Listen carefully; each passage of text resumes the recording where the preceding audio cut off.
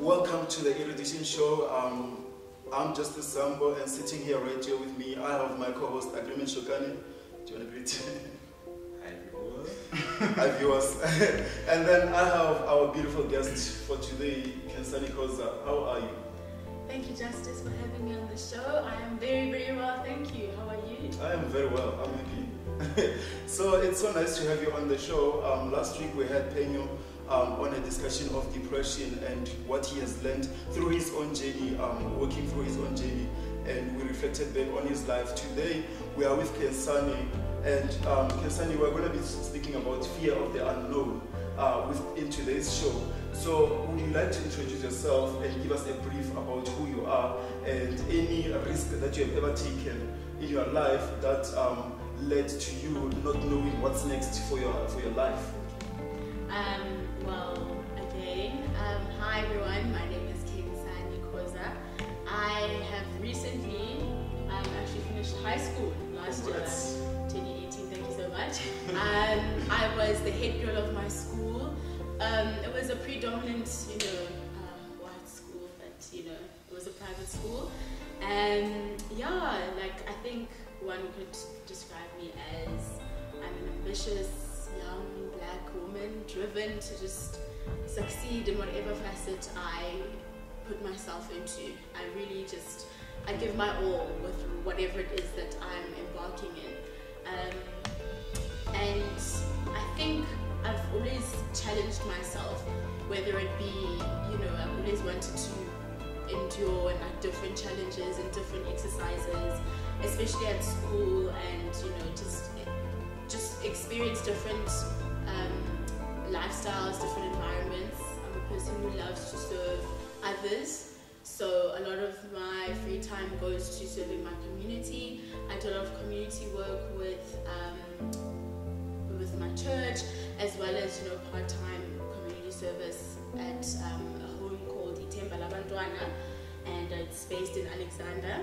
I really enjoy serving people, and I want to do so through my giftings and my talents.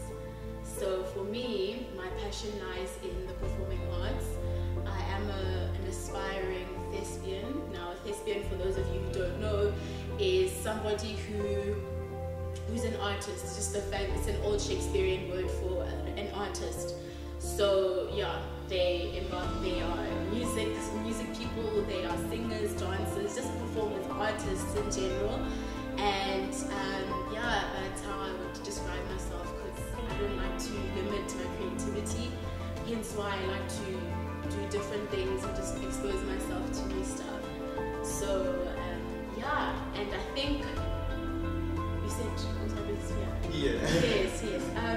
I think my biggest fear was just sort of paying attention to my nudges, and just paying attention to my gut intuition, especially gearing towards the end of high school. Everyone's always asking, what are you gonna do in your life? That's just the constant question that comes. And I think for me, I've always been placed in pressured situations because I'm the oldest in my family. I was like the only black girl on leadership. So already, I was kind of turning heads, that sort of thing. And many people have high expectations of me, so I think it's just very scary, because for me, my biggest fear was just listening to my gut intuition and pursuing what I felt was right and not doing what other people expected of me to do. Like, I don't know if that makes sense. And just listening to my own voice and just coming home and doing what feels right for me, regardless of what other people say.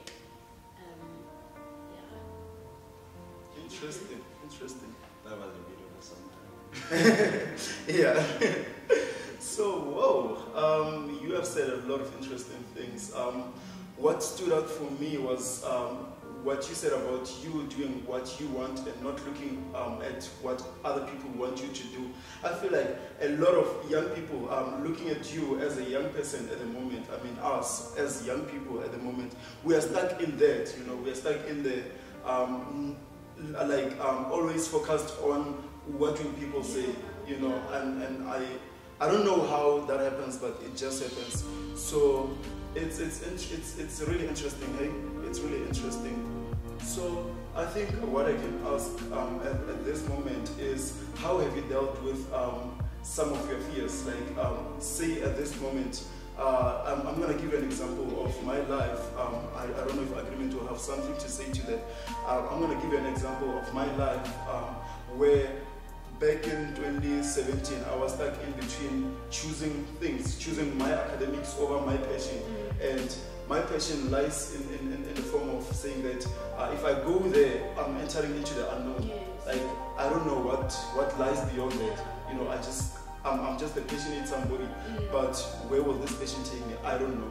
And then my academics, it's like, okay, you're gonna pass, graduate, get a job, and all of those things. So yeah, I don't know if you would like to add something to that, but the question that I'm posing to you directly is, how have you dealt with some of your fears, and how have you dealt with stepping into the unknown? Okay, so Against for yeah, well, very interesting, very tough question. I think for me, again, it's just been a thing of just tuning into myself, like, because at the end of the day, it's very hard, yes, especially growing up, we were exposed to peer pressure and what is my friend doing, what are they doing, and everyone's like, it's like a competition sort of thing. I think for me, I've always just kind of found my own voice, even in the midst of like the crowd. I think it was very important for me from a young age to tune in what makes me tick, and to tune in and focus in on what makes me happy, because I think constantly following the crowd, it gets tiring, it's draining, and you know, you're not really serving or living out your purpose. I believe every one of us is born for a reason, and we need to find that out. And I think part of not following the crowd and not, you know, like facing the unknown came out of me wanting to find what my purpose was, and came out of me really wanting to discover what my purpose was, and to discover what I was here for. And I really just, I think that was more intriguing to me than, you know, kind of just staying stagnant and staying with the rest of the masses. There was actually a quote that I read the other day that said, be careful of following the masses, because sometimes the aim is silent. Whoa, okay. I didn't get that for a second. I just got it. So, to be quite honest, I'll say I'm still stuck in fear of the unknown, because we don't want to go the explore options that are available for you. So, you said one thing about not following the masses.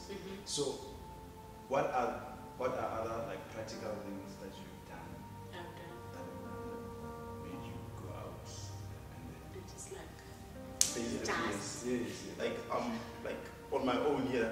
I'm not looking at the masses. You know, it was for me, because we all are individual people. Hence, you are one. You weren't born. My mom always tells me, like, Ndanam, you know, you were born by yourself.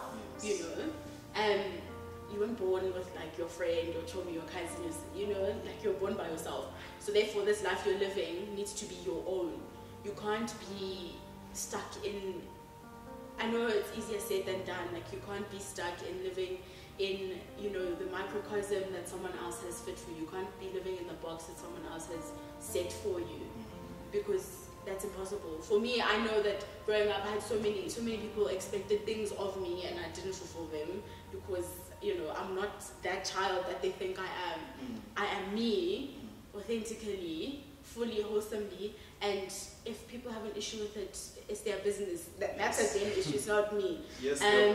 So I think that's also like, it takes time. Like, you really do need to just sometimes isolate yourself from people, isolate yourself from the crowd, isolate yourself, and just take time to yourself. For me personally, I think personal development is so important, and for me, one of the ways I did that was through isolation.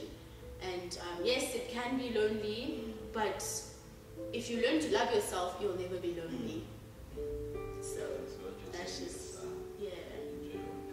yeah. you need to learn to enjoy your own company. I mean, you know, it's you. This is your life. You know what I'm saying? It's you until the wheels fall off. Yeah. So yeah, that's just how I Before the show, I did some thinking on fear. So there's this guy at fear. Actually, it makes sense to me right now. He said that fear is a result of imagination. So if you imagine, rather since you're students, and then if you imagine yourself as an imagination, thinking, okay, I'm gonna get less than 50. I don't want to say feeling, because that's not the correct definition of feeling. So if you say you get less than 50%, and then like you think you're gonna get less than 50%, that's an imagination, right? And then what's the result of that? Is fear. You start fearing. So why? I feel like there's something you wanted to say. Can you? No, yeah. Oh. I was just gonna add on the fear to say that fear is actually an illusion. Hey, we project these things in our heads, you know, most of the time. Like you fear things. I don't know exactly how to put this, but I would say that most of the things that we fear don't even exist. They exist in our head. You know, we put these things in our heads to think that now. So, like let's say for instance, the fear of failure. Maybe if we redefine what failure is, maybe you realize that you're not even scared of failing. Because in the first place, I would say that to me, I feel like failure, you know, we do have to fail at some point, and failure has to happen, you know. It has to happen for us to learn, you know. So yeah, I don't know what you can add to that. I think, speaking on what you're saying in terms of the fear, my dad used to tell me growing up that fear is false evidence appearing real. But because, you know, we're living a life where we are exposed to what we're exposed to, it's comfortable. So often, you know, when you go to a new place or you're exposed to new ideas, it's weird because you've never been exposed to it. And what you know and what you're exposed to is your comfort zone. So everyone enjoys staying in their comfort zone. We enjoy, you know, having what we have, knowing what we know, and that's it. And because of, you know, stepping out of that causes an imbalance. And people, not many people can adapt to change, but change is inevitable, you know. That's if you allow it. That's if you're willing to adjust yourself to that change. I think, yeah, in terms of, you know, people and their fears, because of our comfort zones and because of where we've come from, what we've been told, and, you know, that shapes us as individuals. So when we are faced with ideas or environments that challenge that, it's a scary thing because you're challenging what I know, you're challenging my space, you're challenging my comfort zone. So that is what I guess is the false evidence appearing real. So basically, what you said, I said that we actually fear which does not exist. Okay, I see. It's a mindset. Personally, I feel like it's a mindset. If you train yourself to sort of encourage change and adapt and be more, you know, and to question it rather than to completely oppose it, you're just depriving yourself of growth. So would you rather say from the things that you said you expose yourself to, would you rather say that you conquered fear? Would you say that? I mean, I don't think anyone can really conquer fear, but you can learn to grapple with it. Personally, that's how I would say, based off my personal experiences, I've learned to, you know, confront my fears and to grapple with it. Even in the midst of, you know, my knees buckling, I'm shaking, I don't know what I'm putting myself into. It's scary, yes, but it's something that I would be happy to do because I know that even if it doesn't necessarily turn out the way that I'd like it to, I would have learned something, I would have grown in a certain aspect. And it's through that kind of exposure that it enhances you as a person.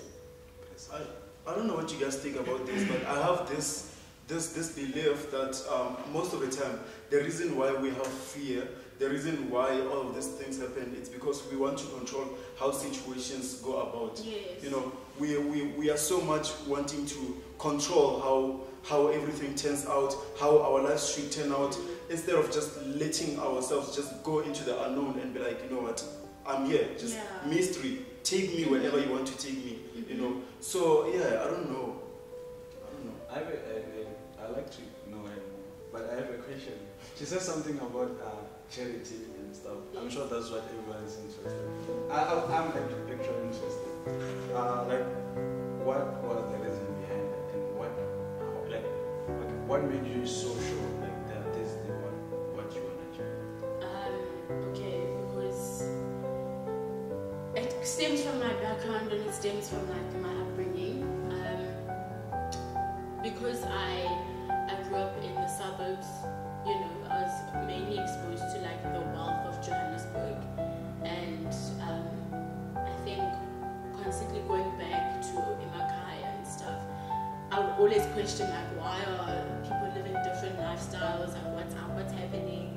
So then I think as I grew older, I started to, you know, step out of my comfort zone and stepping into the unknown, and, you know, going back to the Makais and going back to Erudition or wherever it is that I felt that I could, you know, help out or just provide my services.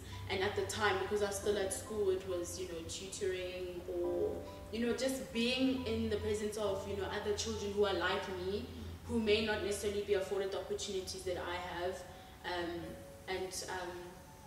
I believe that we are always in a position to make change. It's just a matter of, are we willing to, you know?